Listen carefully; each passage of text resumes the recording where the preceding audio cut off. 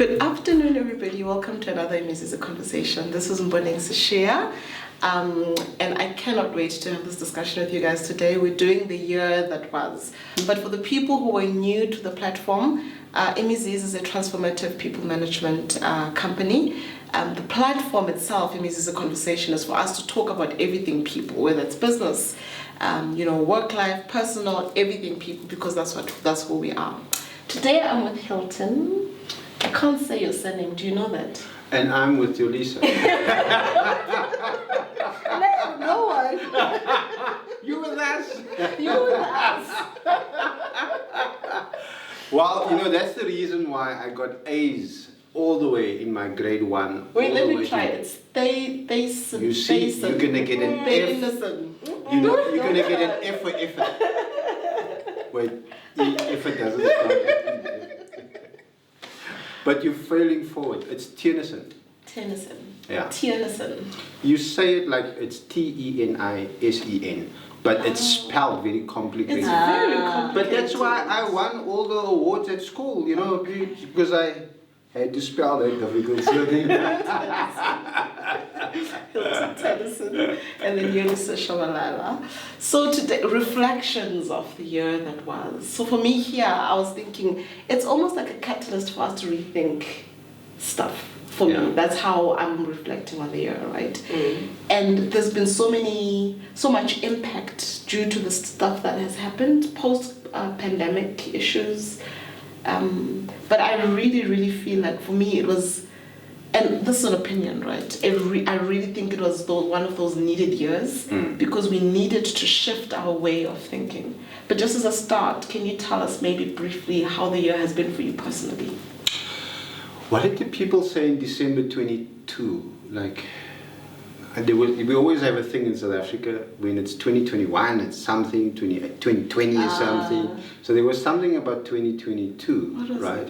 But I think we all went into this year with loads of optimism, right?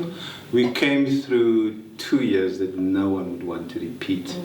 And for those that are still, carrying the weight of this loss, of this pandemic, and we see now in some countries it's still there, even here, is that it has made us resilient. And it did make us think about, the things that matter and the time that we have, right? And so for me, if I think about this year, it was an awesome year. It was a great year to be alive. And it was a great year to have health. And if I was any better, I'd be twins. I love your sense of humor. Well, if I was twins, we both would have 6 packs. Wow. Carrying for both of us. So now you just have one because there's so much of you to go around. I hear it. I love it. Yeah, but I think for many, before we kind of make a decision and before we kind of act, all of us was almost forced by the 2 years of intense pandemic to rethink about the kind of decisions that we make and the actions that we take, and in fact also just have clarity about where you want to be.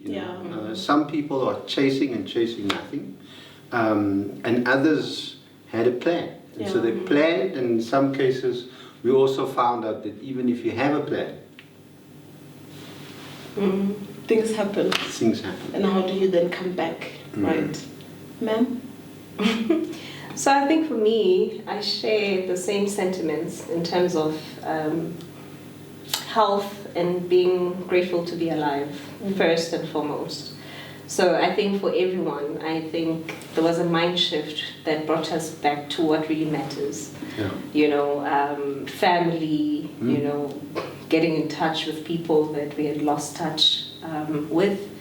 So that's the first thing on a personal note. But I think also it was a year that forced me personally to learn and grow faster than any other year, I think. Because there was a lot of thinking I had to do. I was challenged from both a business front, trying to balance the scales now, because you're not just focusing on chasing the one thing, whether you're focusing on your spiritual life, you're focusing on your business, you're focusing on school. You had to balance the scales, because you realize that in actual fact I have to plan my life, again, to your point, you know. What's next for me, because for a lot of people, we had to start from scratch in many ways. Like businesses died, a lot of things were paused, and you had to be intentional about the next steps. So this year for me was like the first step of the plan, so to speak. So it came with a lot of mistakes. Right. In the process, it came with stumbling, finding your feet, because even business is different. You know, relationships are different. You know, to your point, how we do things is completely different. So there's been a lot of continuous learning and redefining how we're going to be moving forward. Yeah. So you're both actually touching on such, you know, important points, because as I was investigating and I was preparing for this, someone was talking about how businesses need to actually relook at their models, because the way that we did things before can't be the way that we're doing things when we're moving forward. To your point, you know, you thought you knew things, but then you thought you had a plan. And now it's almost like if you're starting your plan without sustainability in mind, you know, even if you're looking at the UN SDGs, how are you looking at business and ensuring that, you know, there's continuity, but that is almost aligned to the planet and everybody else? Because both of you mentioned, you know, at the core of what you both mentioned, there's the human aspect of it and the ability to continue learning and doing more. So in business, especially in small businesses, because you're a quiz. He's a quiz there. He's amazing. How do we start looking at those things and saying to small businesses, it's not only going to be difficult just starting a business. Now you need to think about 5 years from now, how does this work? You know, I'm like this last 3 years, we've done things very differently. For example, all of us contributed to the UN SDGs. Yes. We were less on the roads. Yes. Right? So we're getting into our cars. We didn't fly so much. So our carbon footprint, by virtue of that, right? All of us was contributing to the SDG goal to make the environment better, right? But then there was new nuances that came. You know, people, what was it? The resigning. You know, people were what is it? The Great Resignation. The Great Resignation. I'm like, we'd have not thought about this. Yeah, quiet quitting was another one. Quiet quitting. You know. Yeah. So the world of business has changed, but what we also have seen is that there was more people with side hustles, right? So many people lost their jobs. Others kind of like, I'm not doing this anymore, and just left the laptop and left, you know. So we also found that the humans, or the people in making business successful, right, making it operate, they decided, well, I'm not doing this anymore. I'm going to find my purpose, right, and do what I want to. So that for a small business is complex, but what have we seen is that you can now employ anyone for 5 minutes, for 10 minutes, for an hour, because now there's virtual anywhere in the stuff. world, right? Yeah. And so in the education sector, for example, in April or March 2020, 180 million kids was writing the exams on their cell phones and laptops in China. Wow. That's huge, right? But when we started learning about these things, we started thinking about how do we provide training, for example? How do we consult remotely, you know? And I found, like, you know, someone I spoke to about a month ago, Anton of Sologix, he just sponsored all his e-learning content. I was like, what? Wow. And he said, well, I'm now sitting at my desk, I'm not moving. I found what I really want to do, and I'm earning so much more, but I spend so much more time with my family. I'm 7 days of a week times 600 days already at home, you know. And so our lives has also changed. And so, you know, we found that people that was in huge need, their rates went up, right? But it created a gap for many others, particularly for small businesses, right? Is that we were able to make stuff at home. So you open up a dark kitchen, right? And so you're now cooking for other people. In fact, in Europe, I saw that some businesses, restaurants, they were pretending to be a dark kitchen and outsourced it to people that was working from home. Wow. Yeah. So there was those kind of innovations and collaboration that happened. We've seen, the internet got so busy. It did. With so many courses that were for free. But are those helping the small businesses though? Because now there's like, for me, you know, one of the things that I've noticed is that there's access to so much information. Yeah. That now I need to actually sift through more stuff than I used to just get the right things. Well, I'm like in your business, you guys, you know, constantly looking for talent and have to place them, you know, in many businesses and organizations. And you found that people immediately went to LinkedIn. Yes. Updated their portfolios, right? Yeah. Went to their CVs, and now you get all these fancy ones, right? And so now it actually made your life easier, right? But it also, that trickles all the way down to the small business, that when you put out that you have an opportunity, it's cost effective, right?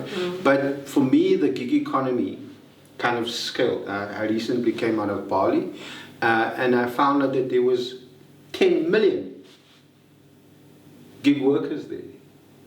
People that have decided they don't have to be in the US, they don't have to be in Brazil, they don't have to be in China, they don't have to be wherever in Europe, they can work from wherever they want. Right? Yeah. So now we know where these people are situated. Right? For our business, you know, we have 175 people, gig workers throughout the world, 365 days, 24/7, and when we need them, we are able to take the money that we save on traveling again, right, and use that in a meaningful way. And in that way, if we go back to the UN SDGs, is share this pie of job creation and meaningful work. You know, which makes more sense, right? Because the point is to collaborate and to grow. And I think for me, one of the things I've seen in business actually in the past years is the ability for people to focus on what they do instead of trying to get the whole pie. So that there is a bit more collaboration in how we are doing things. And the innovation, I mean, especially in South Africa, I feel like we really took the locals like to a different level, which was beautiful to see, right? To see the beautiful minds we have here and the things that can come out of need, you know. And to your point, Mponeng, I mean, in our space that we're in IT specifically, there's now a great shift whereby globally companies would source IT people in countries like India, you know, because there was a great move towards India. And now everybody is looking at South Africa. Well, you see, you know, to service the whole world globally, which means now there's this great demand, not only limited to South Africa, but globally. So you can set up business in South Africa, still do your gig workers the rest of the world. Exactly. And that drives another UN SDG, inclusion, diversity, and particularly for women. Right? We've seen, you know, although it was a kind of, you know, and some people says it was a failure, you know, maybe the boy can lose as much as he wants. The metaverse. You see, you don't have to say much. Someone will complete that sentence, right? And so Mark Zuckerberg came up with that. And so now as a woman, or as, you know, anything that, well, any way of identifying yourself, this is a buyer's barrier, if you like, right? And let me not say a barrier, is more an advancement tool. I can join an interview, I can do anything and use, a character and a different voice. An avatar. Yeah. Ah, yes, because I can do the work. Weird, I can do the work. The metaverse thing where, because and there's the shift to women-owned businesses. Yeah. Do you think it's because of this huge drive on the UN goals, or it's just the automatic shift of how things are happening in business with where we are coming from? I think part of what COVID has done for us is we look deeply into society, right? We just reached 8 billion people, 60% of them are women. There's a greater percentage of youth, and children. And in South Africa, for example, we know that 65% of all kids that's registered at Home Affairs when they're born are registered without a parent, right? And so women then kind of went in this past 3 years, and I wouldn't say became more bold and came out, right? Is they had to do things for themselves because there was no one there, right? Yeah. And in that way, COVID and lockdown and the kind of challenges that we have economically kind of forced them out of their comfort zones. Yeah. Forced them out of that feeling of that imposter feeling that business is for men. Tech is for male gigs, and we just do the HR bit and etc. We've seen massive changes, but similarly, we've seen women come out and how many presidents did we have around the world? And we had one woman that was pregnant and ran an entire country safely in New Zealand, right? Yeah. And she was running a house. Yes. And she was cleaning her own house, I believe, also. I don't know what she did. Maybe I'm just pushing it a bit. But that kind of shows you, right, for what we've always said on the African continent, right? If you empower women, the entire village benefits. And so we've seen that this challenge of having 2 out of 10 businesses women, now that number has increased. Yeah. So and of course when women take the lead, again they take everyone with them. Yeah. It brings in the LGBTQI community. It brings in everyone. Yeah. Disability. That they think about that most other people don't, the male counterpart doesn't when they're growing their business. I can't do what I do without, the woman in my life, woman in my life. Yeah. My team members, our partners around the country, around the world. But perhaps one of the things that I've also realized, and this is the beauty again about this last 2 years and particularly this year, is that everyone had surveys out. How did you survive? What was the impact? So we had all this data throughout the world, right? And some of that data, people I didn't know that, 18% of all South Africans live with impairment or disability is the word. 18%. That's a lot. Sure. 14%, if not higher, I'm just thinking now, but it could be 14% of 8 billion people are disabled or live with impairment.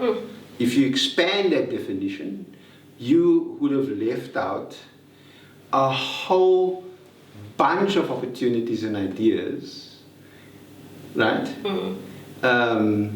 Because we didn't care. Because what did we do? And that's the point of, I was going to say, that's the point. This thing stopped us. Yeah. And that's the point of inclusion and diversity, right? Because the minute we say diversity, it's so limited, especially in business. it's usually black in like the race and then the gender, and then we stop. We don't think about the impairment. We don't think about all of those things. You know what I mean? And for me, I was thinking about like 4 years ago. I'm so old. 4 years ago, we had a meeting with millennials. Yeah.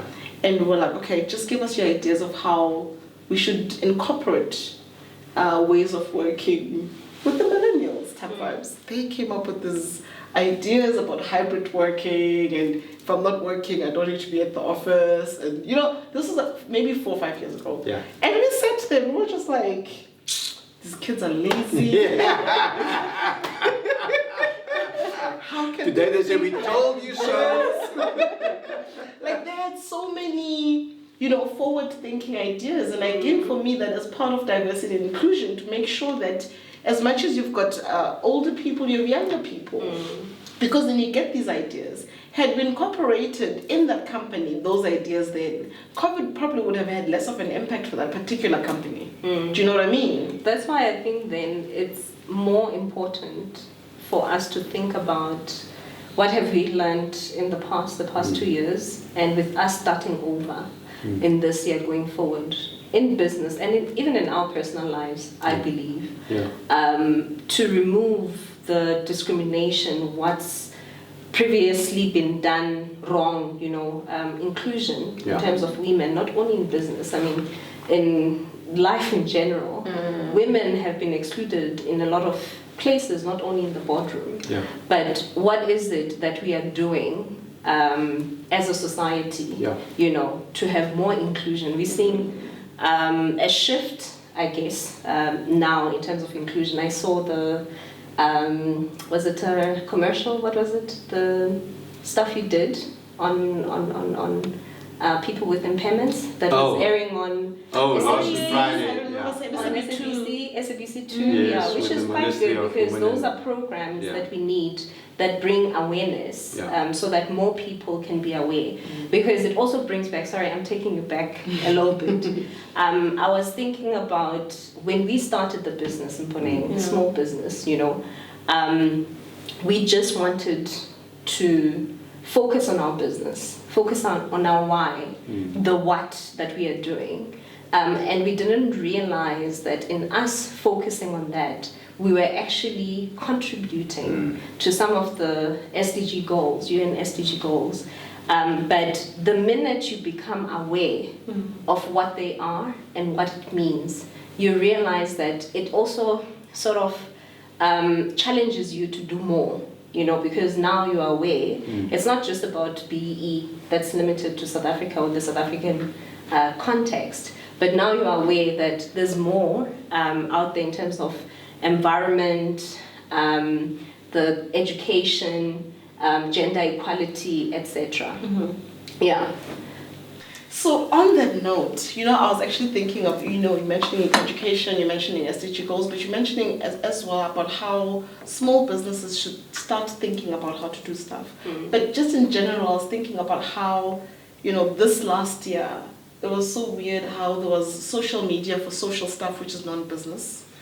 And then there was this whole 2 years that happened, and all of a sudden businesses started moving to social media, you know what I mean? And that was also another educational point that needed to happen with businesses, with humans, because now you are on LinkedIn.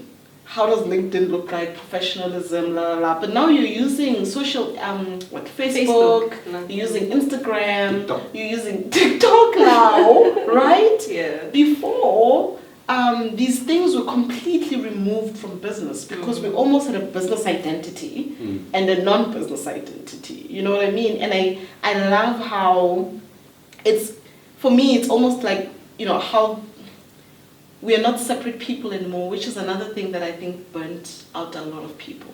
Because I needed to get to the office, compose myself, sit in the car and be like, okay, business Mponeng. This is it, this is the day. And then when I leave, I'm now a non-business Mponeng, which was actually very difficult. I read an article where this guy was talking about worry burnout that has happened in this year. And the worry burnout is actually caused with most people by the pandemic and the fact that that could happen again. Do you know? So how do we get out of that? I know you mentioned self-care initially and self-development, but what are some of the ways that we can get away from those worry burnouts? So I'll start with your point in terms of what has happened. So for me, I don't view it as a bad thing, right? To your point, the integration was good because we saw a lot of businesses now being accommodating of the fact that the woman is a mother, a wife, you know, and you come to work with all of that instilled in your background. And what the pandemic forced us to do is to allow people to be people. You know, it brought back the humanity back into business and back into work. And that has helped everyone to allow themselves to be themselves, you know, which for me is the first step of awareness, the first step of healing, because when you are, there's the... And authenticity, right? Yeah. And in terms of satisfaction as well, at a place whereby you are yourself, that's where you get to excel, you get to be more productive.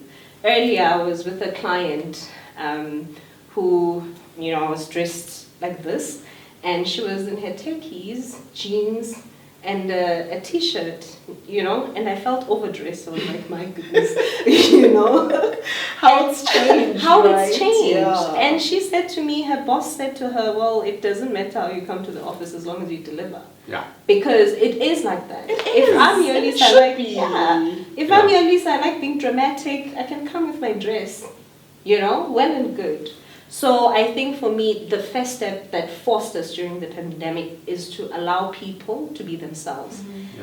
The other things, I think mental health, which we've spoken about in previous Imizizi conversations, people can go and watch, you know, a lot of beautiful things were said in those conversations in terms of how do you take care of your mental health, because that worry that you were talking about, you need to be able to deal, because some of it is good in order to give you, you know, fuel and engine to be able to continue. But it gets tricky whereby people now start becoming depressed, they're no longer productive at work, etc. So mental health is very important.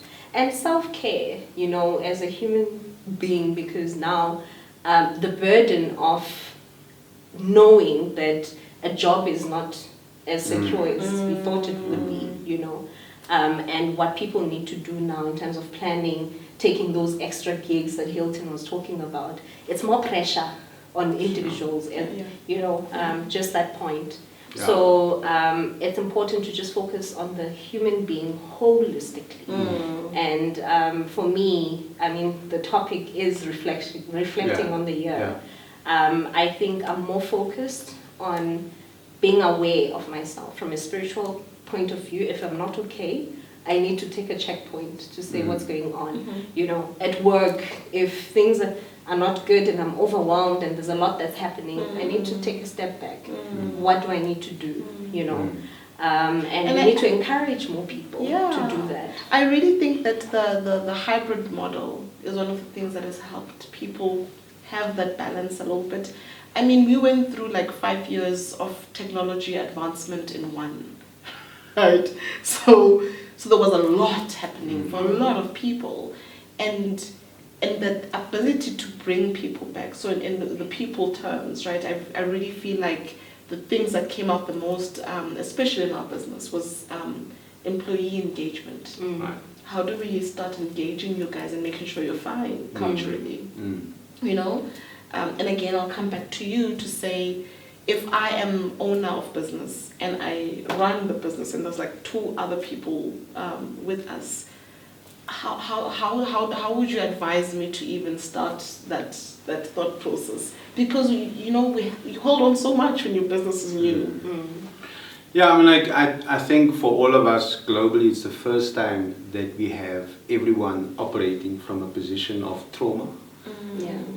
Everyone from a position of anxiety, right? So once you're aware of those things, right, then the human side of you kick in, right? And we have to thank influencers and we have to think for those that try to be influencers, and then have a meeting completely naked. That was influencing the meeting. Doing all that's also what came out of your teams is. It's also kind of for me, for example, the pajama, or what do they call it when you wear your pajamas and it's like, and it's also casual. Sure, I don't know. I don't know. I didn't know there's a term for it. And of course, it was the year of the tracksuit, right? And so that it was. And so if you accept those things, right, and you know that everything can be volatile, right, and you know that nothing really you have control over, right, your level of influence, is questionable, right, and you have to be agile. You then think of the people around you. Yeah. Because if you are ill for a week or 10 days, your business dies. So you've got to take those people in confidence, right? And look at the strengths that they have and how do they contribute to your business at all. I'm like, for me, our team, I'm like, I love you guys. I love you guys. I could not do what I do without my team. Yeah. They have not only told me when I'm a crappy guy, and it's kind of that kind of thing is that COVID also allowed us to kind of openly share about, these things, right? And also allowed your staff the freedom to kind of be there for you. There's a lot of people like, they're so private, their staff mustn't know where they live. Who's part of their family must not know what's, when he or she sneezes, because there's a lack of trust, right? They don't even want WhatsApp groups. There we go. I mean, like, one of the things is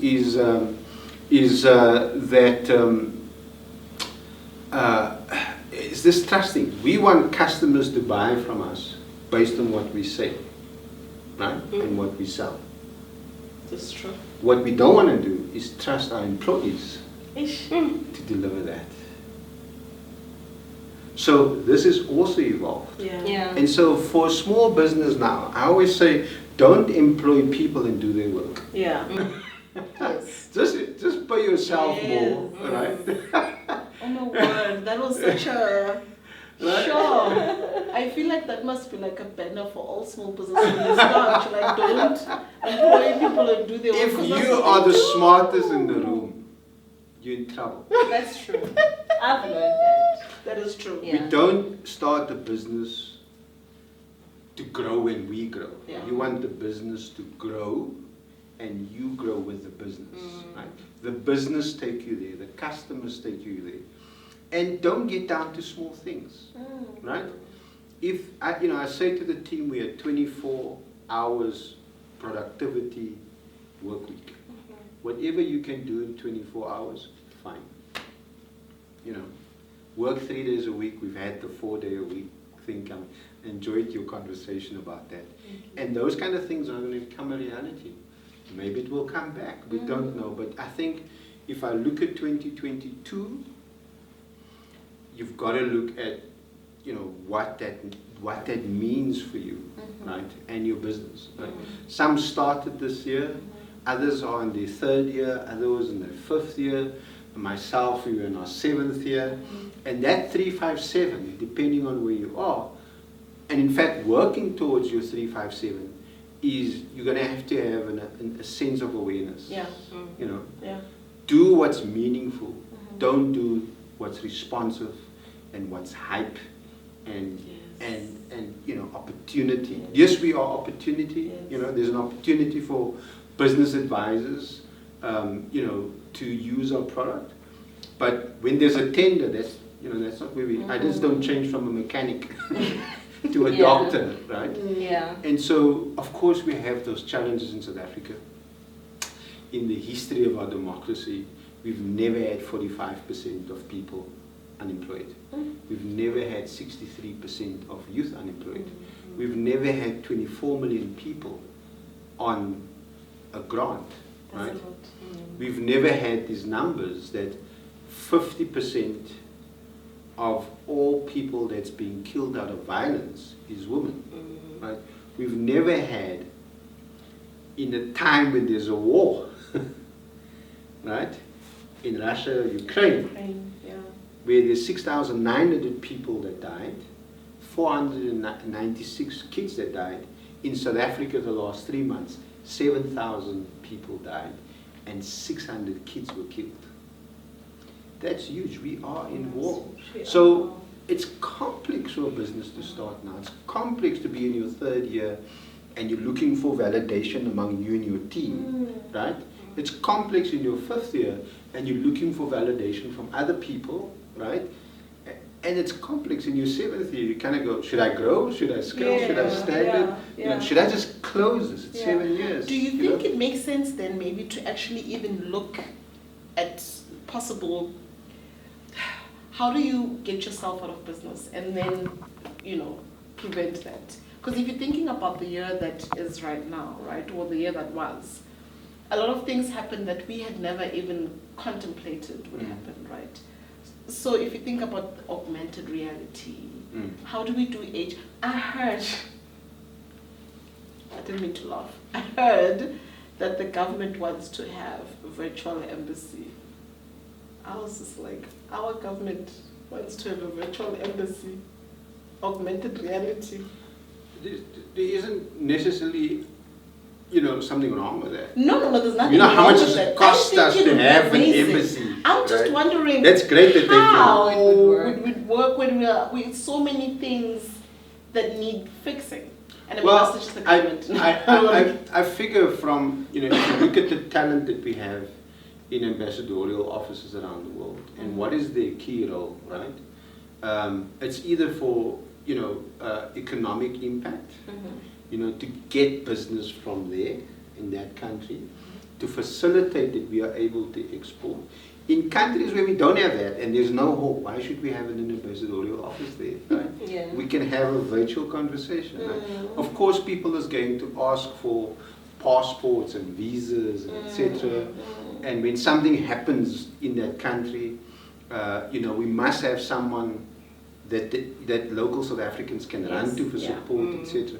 But again, I could be myself into it. You know, there's those kind of things. But you know, for me, like that, there's huge opportunity for a South African business to build that. Yeah. You know? And it's gonna cost us a fortune. And we can, well, you know what cost us a fortune? E-tolls.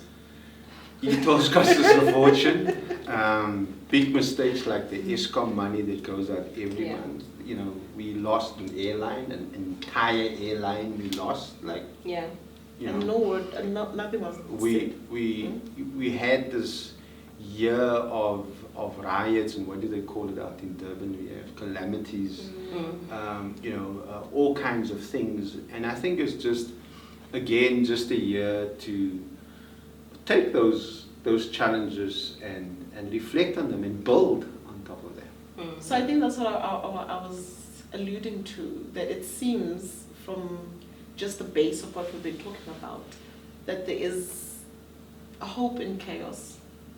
Yeah. You know, there's opportunity in chaos. You know,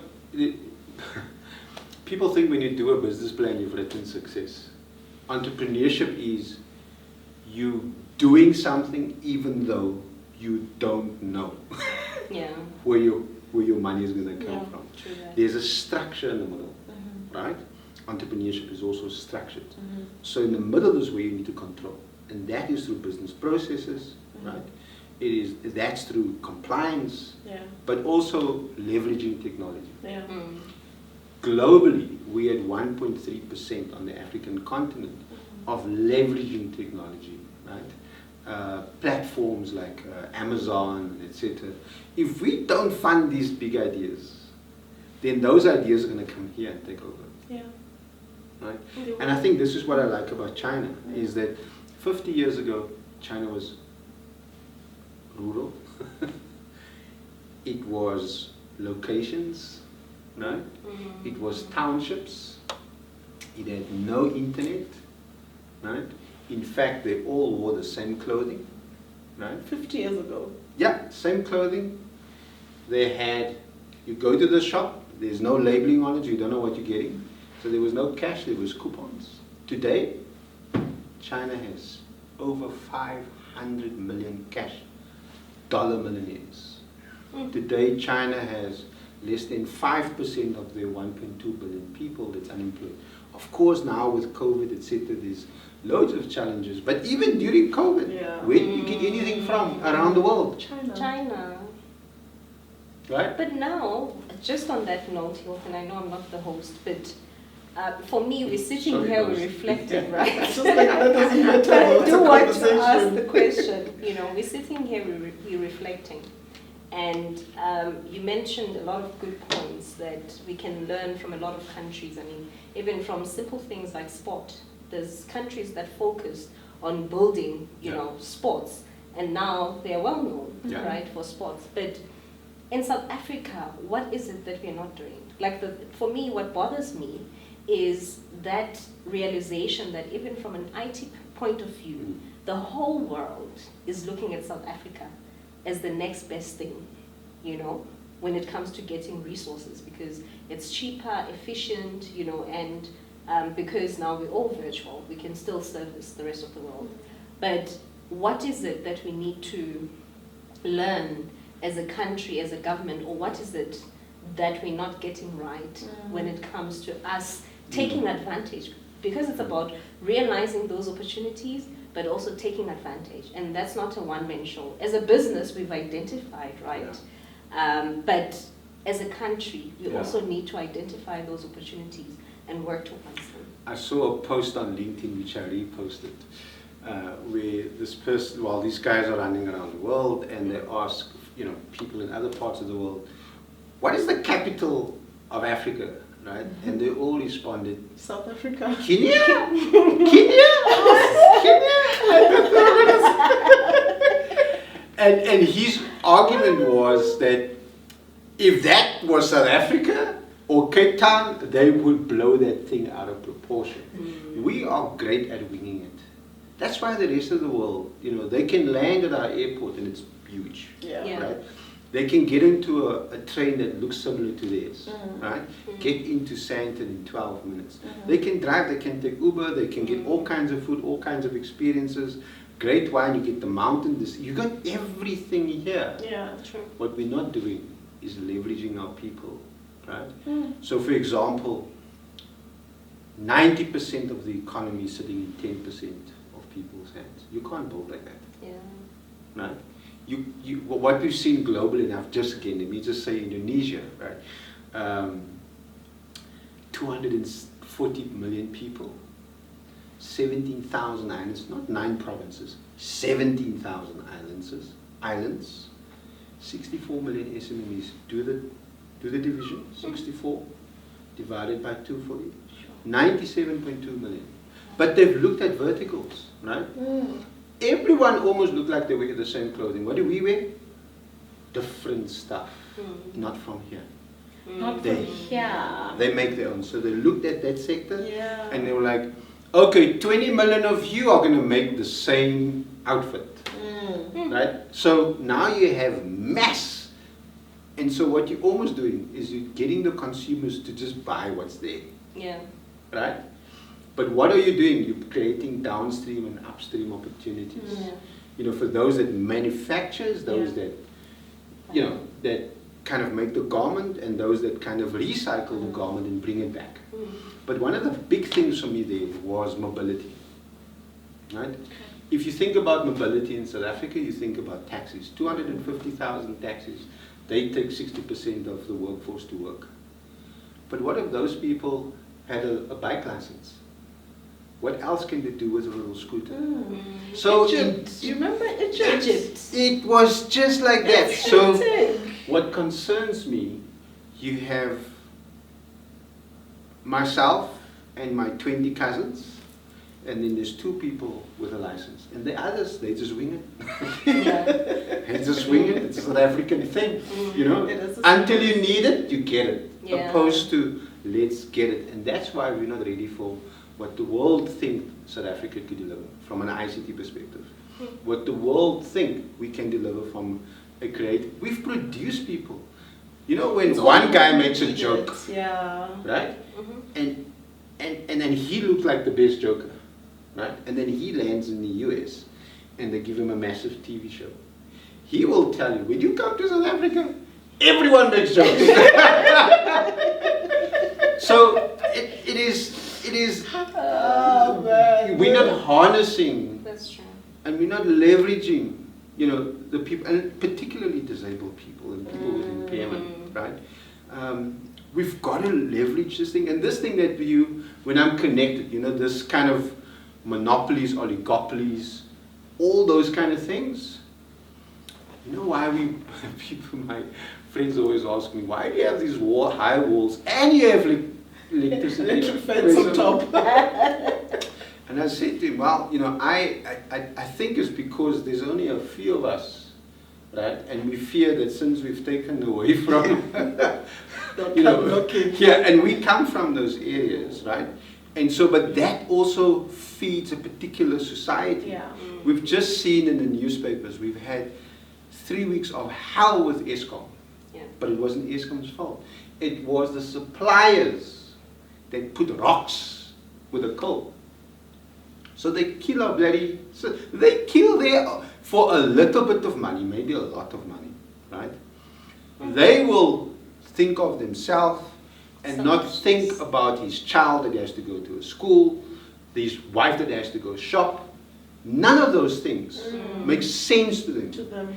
It's so intrinsically in here. It's how much I can make my stomach bigger and how much more cars can you freaking drive? Like, you know, how much more time can you go in for a holiday? Yeah. And shop some, for who? For what? We have corruption and nepotism and all those type of things that will prevent us to create the 9 million jobs that we need now.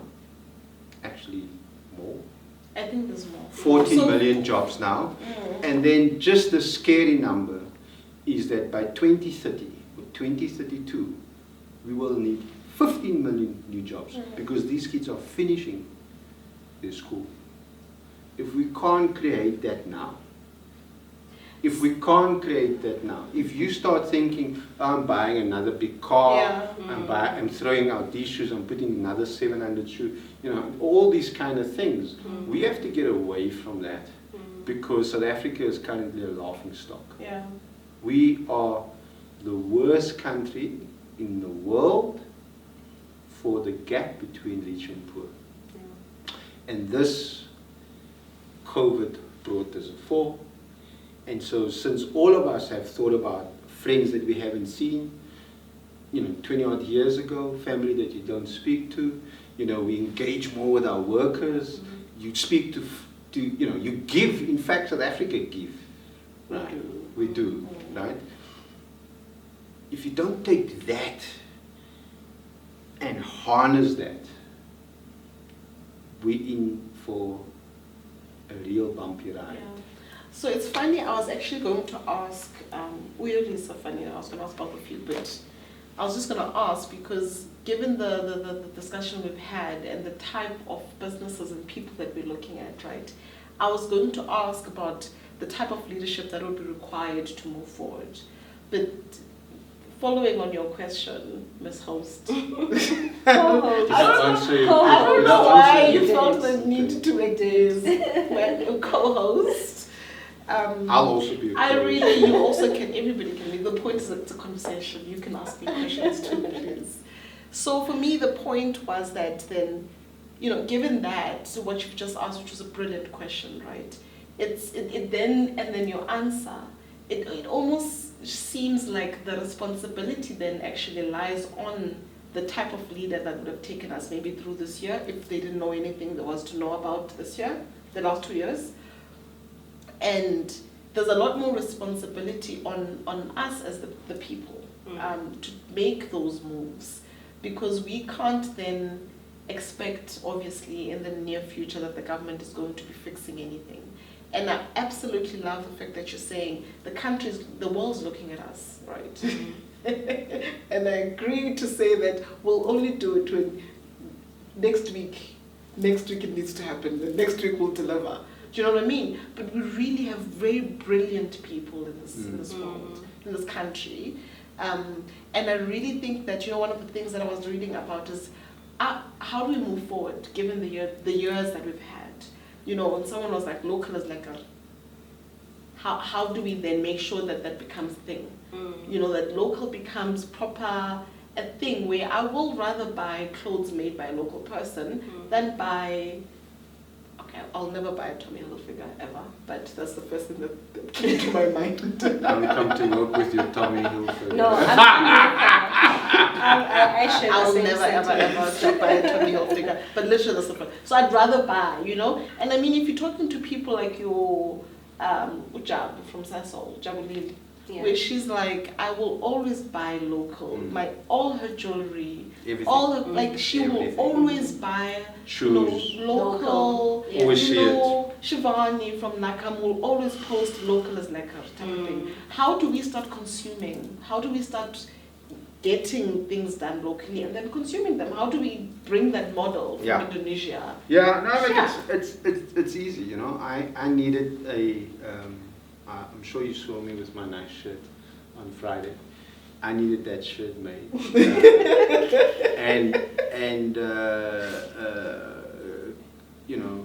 This guy made it in 2 hours. 2 hours? Made it in 2 hours. That's brilliant. So we have people, people are at home, they can measure and do it exactly. And most African, people like myself, we are not built. So we do need that kind of. Like you buy these jeans and they're so tight, but you just like I need space around certain areas of my body. So I think it's just a decision, right? So to celebrate you guys, I came to visit you guys, right? Yeah. And we had a chat, and boom, you made a decision. Yeah. Very intentional decision, right? That decision was, let's not talk about, women-owned businesses, right, and inclusion and etc., but to do something about it, right? And so, Imizizi Evolution was born. That's something to reflect on. Yeah. The 1956 magazine was born. Yeah. This conversation, here, and just a kind of, working with your team, understanding a little bit more about the business and the principles that you guys have, right? A decision should be made that for 2023 onwards, everyone comes to work in clothing made with somebody that's down the road. You know what I mean? If you're going to say, women shouldn't, most women can make these looks. But for you guys, what in like literally 1 or 2 minutes, let me take over.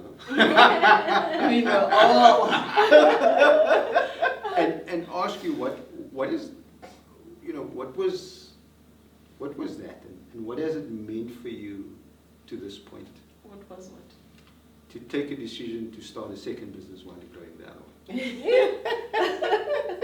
It was insanity. That's good entrepreneurship. True. So in our second year of business, if I could go back a little bit, second, third year of business, we started taking on smaller businesses. I think it was our second year, third year of business. We started taking on smaller businesses to incubate, right? And the reason for this was because we were like, we have actually, done so many things, we've made so many mistakes, and really there's no reason for anyone else to repeat our mistakes if we can actually share our lessons and assist in any other way. And that was the reason, our whole reason of starting Imizizi has always been to give back, but that was our way of starting. Right. And we did it out of our own time, our own money. We really were assisting these businesses. So when you came to talk to us, we were just like, we didn't think about business number 2. But we saw the need, right? We saw the need because we had gone through certain of those things, and fortunately for us, there was two of us. Yeah. And I don't think a lot of businesses, a lot of business people understand the support and the comfort in that. Yeah. Right? There was two of us, so we could hold hands and go through it, but there was a lot of challenges. Access to finance, access to markets for women, LGBT, disabled, and as we're going, these were the realizations that we're making, that we're over-mentored, as the class have mentioned, over being supported. These businesses are not growing as fast as they should, but these are the businesses that are making the most impact. Yeah, These no, are the it's true. multipliers. It's true. Look, the data is out. We have over 600 million small businesses around the world. They employ up to 90% of all global workforce. Yeah. Contribute up to 80% of global GDP. So there's lots of money to be made, and you made this decision that you want to make money with other people, right? As you said, entrepreneurship can be lonely, and most of us go at it alone. You know. So Imizizi Evolution, being a partner to the business owners out there, why do you want to take on something like this? So I think, to echo some of what Mponeng said, for us it was a no-brainer, because at the core of what we want to do, we want to bring along other people as we go, you know. And there's a photo that you shared that made an impact in my life, where it was a drop that led to this big, you know, ocean. And for me, it made sense that if we can make an impact on one more business, you know, imagine the impact. Well, it should be 1,000, right? But One more. I want us to the nth, to the nth degree. I want us to, and I know I've taken over from you, but you know, it's a way of just celebrating both of you. Is to think about that one thing that in the year that was, and reflection, in 2-3 words, nothing more than that. Boom. And while you think about that, you know, to everyone else, if you can't make it as simple as possible, then you've really complicated your entire life and your business, right? So, you know, just for us, it was inclusion, and it was doing more. What was it for you? For you? Yeah, good, great. For me, I would say... Personally or business? I'm combining both. Okay. For me, it was unprecedented and accelerated growth. So, which year are you guys in? 2022. No, the 5th year? Oh, 5th year. Great. Oh, you guys won so many awards this year. I didn't have to celebrate you. So that is the external validation for you. I think for me, it was self-development. Right.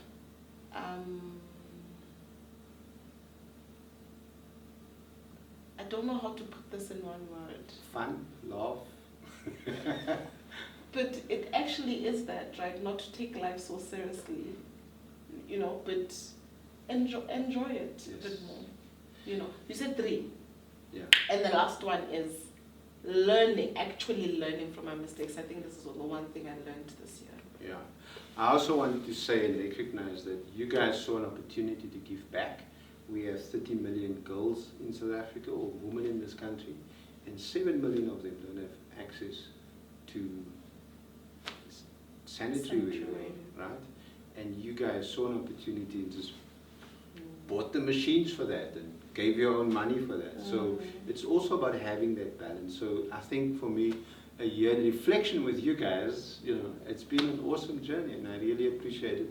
I've learned so much, you know, from your team specifically, right? You know, like just a really cool team, but it talks about the culture of your business. And so if we go in reflecting on, you know, this year, we've got to take those culture issues and challenge and opportunities in the year forward in our businesses. And so good luck with the next 2 years of going through maturity, because you're in that 5 to 7 maturity dip. Yeah. Starting a new one. So 1 to 2 maturity And dip. of course, as growth, we hope that you buy 100 licenses, because you'll have loads of people that you. Of course. Thank you. Partnerships, right? Because that's the point of all of it. SDG 17. SDGs. 17. Exactly, partnerships. But this has been amazing, guys. As always, the two of you always have fun. And I think for me, you know, this was actually so amazing to actually reflect on the year that was, because it was a hectic year. And I think everybody should just, you know, give themselves a round of applause for being here. Especially the Imizizi team that's making the magazine, those guys. Oh, the Imizizi Evolution. The Evolution team. That's making the magazine. And the Imizizi team And as well. Oh, yes. And the Growthville team. And the growth. Which is hijacked. We should have credits at the end of this particular one. But it has been amazing. This is our last Imizizi conversation for the year. It has been lovely being with you guys. You know, the topics that we've been having, the comments that we get from you, questions, and just the engagement, really. Thank you so much. We will see you in the next year. December is coming up. What? Don't drink too much at the parties. Don't drink and drive. No. And Too much. Yes. No, don't drink and drive at all. At all. And don't swim and drink. Don't drink and But have a lovely year. And share. Happy holidays. Happy holidays. Mwah. Cheers. Cheers.